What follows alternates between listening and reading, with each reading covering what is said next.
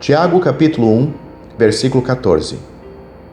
Tendo exortado os santos dispersos entre os judeus do primeiro século quanto às provações que lhes sobrevêm, Tiago capítulo 1, versículos 2 a 12, Tiago em seguida aborda o assunto não desvinculado de tentações para pecar, Tiago capítulo 1, versículos 13 a 16, ele certifica claramente que Deus não pode ser considerado a origem dessas seduções, porque Deus não pode ser tentado pelo mal e a ninguém tenta.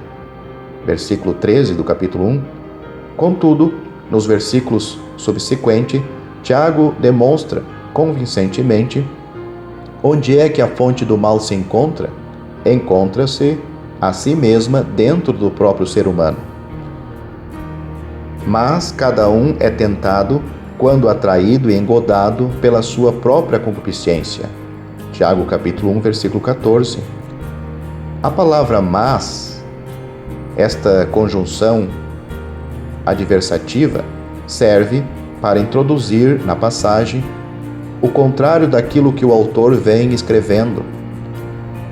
Tiago, no versículo 13 do capítulo 1, acabou de declarar enfaticamente que Deus não é a fonte das tentações. Em nenhum lugar nas Escrituras ele é chamado de tentador. Compare com Mateus capítulo 4, versículo 3, 1 Tessalonicenses capítulo 3, versículo 5. As solicitações para pecar não se originam em Deus, já que ele, sendo intrinsecamente santo, simplesmente não pode induzir uma pessoa a pecar. Tal procedimento é absolutamente alheio ao caráter santíssimo de Deus. Tendo solenemente asseverado isso, Tiago, deixando o aspecto negativo, prossegue para apresentar o positivo, mostrando aos seus leitores de onde realmente vêm as tentações. A palavra mas, no texto aqui, serve para efetuar suavemente essa transição. A expressão cada um realça a individualidade do problema da tentação para pecar, deixando de lado grupos, turmas e quadrilhas de pessoas. A verdade é que cada indivíduo da raça humana, possuindo a natureza pecaminosa, está sujeito às solicitações do mal. Ninguém está isento. A tentação pelo mal atinge cada ser humano, sem consideração de sexo, idade, estudo, cultura, classe social, tampouco quer seja salvo ou não. A expressão é tentado aparece pela quinta vez nestes dois versículos, Tiago capítulo 1, versículos 13 e 14. Isso inclui a sua forma negativa no versículo 3, não pode ser tentado.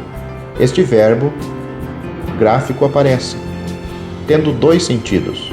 Primeiro, testar o caráter ou a fé de uma pessoa, e segundo, induzir uma pessoa a pecar. Obviamente, a segunda opção está em pauta em Tiago capítulo 1, versículos 13 a 14. O verbo tentar, tendo o significado de induzir ao pecado, refere-se ao processo de cobiçar algo atrativo, porém mau. Essa cobiça, tomando conta da mente, acaba iludindo a pessoa e, enfim, leva a cometer pecado. As duas palavras atraído e engodado descrevem os pormenores desse processo. A tentação em si não é pecado, mas, se cedermos, certamente conduzirá ao mal. O diabo é chamado tentador em Mateus capítulo 4, versículo 3, e 1 Tessalonicenses capítulo 3, versículo 5, mas também ele não é a origem do mal em nós. Ele sabe o que é que mais gostaríamos, isto é, o que mais combinaria com os nossos desejos carnais e maus. Assim, nos oferecendo isso, ele consegue acordar as aspirações malignas da nossa carne, isto é, a natureza adâmica, com o intuito de fazer-nos pecar. A expressão em nosso texto, pela sua própria concupiscência, ocorrendo 38 vezes no Novo Testamento, o substantivo concupiscência, formado de prefixo intensificador, desejo, anseio, ou paixão significa desejo forte, anelo insaciável ou anseio ardente. Em si, a palavra é neutra, mas, conforme o contexto em que se encontra, pode pender ou para o bem ou para o mal. E geralmente, aceito que em apenas 3 ocorrências no Novo Testamento o substantivo tem um sentido bom. Lucas capítulo 22, versículo 15: desejei muito comer convosco esta Páscoa. Filipenses capítulo 1, versículo 23: tendo desejo de partir e estar com Cristo. E 1 Tessalonicenses capítulo 2, versículo 17: tanto mais procuramos com grande desejo ver o vosso rosto, ao passo que as demais referências, incluindo esta em Tiago, capítulo 1, versículo 14, têm um significado ruim. Assim, Tiago, usando essa palavra, refere-se à cobiça carnal, egoísta e ilícita, movida pela natureza pecaminosa que reside no ser humano. Eis então a fonte do pecado. No íntimo de cada pessoa existe a nascente do mal, anelos ardentes estimulados pela natureza adâmica, ou seja, a sua própria concupiscência. Tiago apenas confirma o que o Senhor Jesus já declarara, porque do interior do coração dos homens saem os maus pensamentos, os adultérios, as prostituições, os homicídios, os furtos, a avareza, as maldades, o engano, a dissolução, a inveja, a blasfêmia, a soberba, a loucura. Todos estes males procedem de dentro e contaminam o homem. Marcos capítulo 7, versículos 21 a 23. Jeremias escreveu palavras iluminadoras sobre a sede das tentações. Enganoso é o coração mais do que todas as coisas, e perverso, quem o conhecerá? Jeremias capítulo 17, versículo 9. Amados irmãos, até mesmo em nós, crentes no Senhor Jesus Cristo, existe a nossa própria concupiscência. Quando fomos salvos, Deus não a retirou de nós, nem a modificou, mas, felizmente, nos deu o Espírito Santo para, além de habitar em nós permanentemente, nos fornecer o poder necessário para vencer o mal. A promessa condicional é: andai em espírito, e não cumprireis a concupiscência da carne. Gálatas capítulo 5, versículo 16. Isto é, se nós vivermos habitualmente sob o controle do Espírito, a nossa própria concupiscência não terá oportunidade para nos conduzir ao pecado. O adjetivo encontrado no nosso texto, quando atraído, é um adjetivo verbal, atraído, sendo único no Novo Testamento. Tem o sentido de puxar para fora, afastar para longe ou arrastar para fora.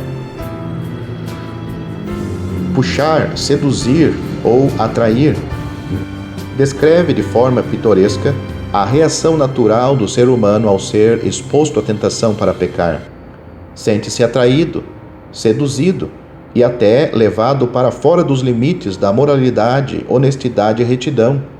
Prezados irmãos, um objeto atrativo, porém impróprio, além de despertar os anelos insaciáveis da nossa natureza decaída, pode nos atrair para além das balizes de pudor e decência, expondo-nos a uma queda iminente e prejudicial, já que isso pode acontecer em nós de forma inconsciente.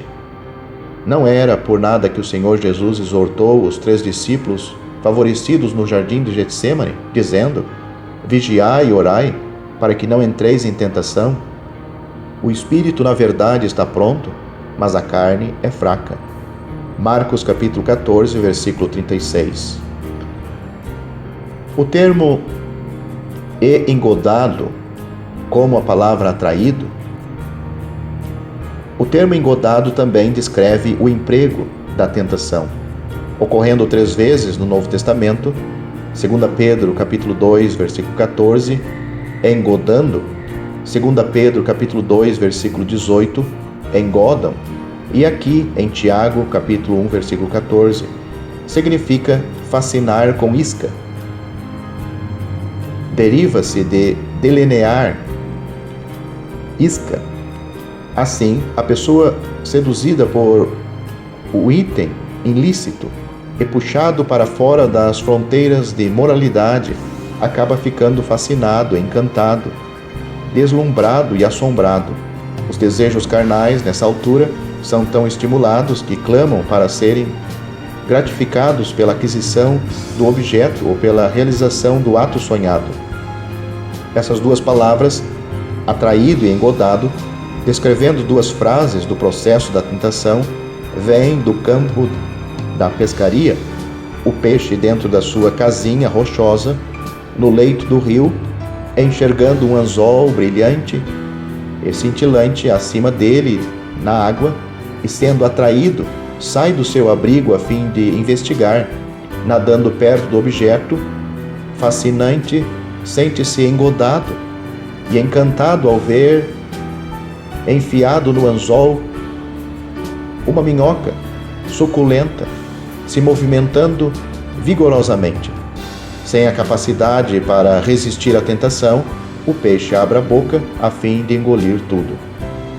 Amados irmãos, já que a nossa própria consciência é tão decaída e vil, devemos redobrar os cuidados para não cairmos numa armadilha.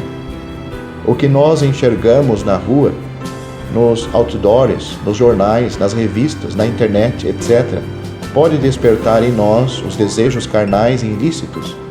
Alimentando e nutrindo esses anelos, sentimos-nos atraídos e engodados e, enfim, acabamos pecando. Que prejuízo! A fim de não pecarmos, devemos julgar e fazer morrer as sugestões e imaginações pecaminosas, bem cedo no processo da tentação. Mortificai, pois, os vossos membros que estão sobre a terra: a prostituição, a impureza, o apetite desordenado, a vil concupiscência e a avareza, que é a idolatria. Colossenses capítulo 3, versículo 5. Irmãos, façamos isto decididamente pelo poder ilimitado do Espírito Santo, que reside em nós, a fim de triunfarmos sobre o mal.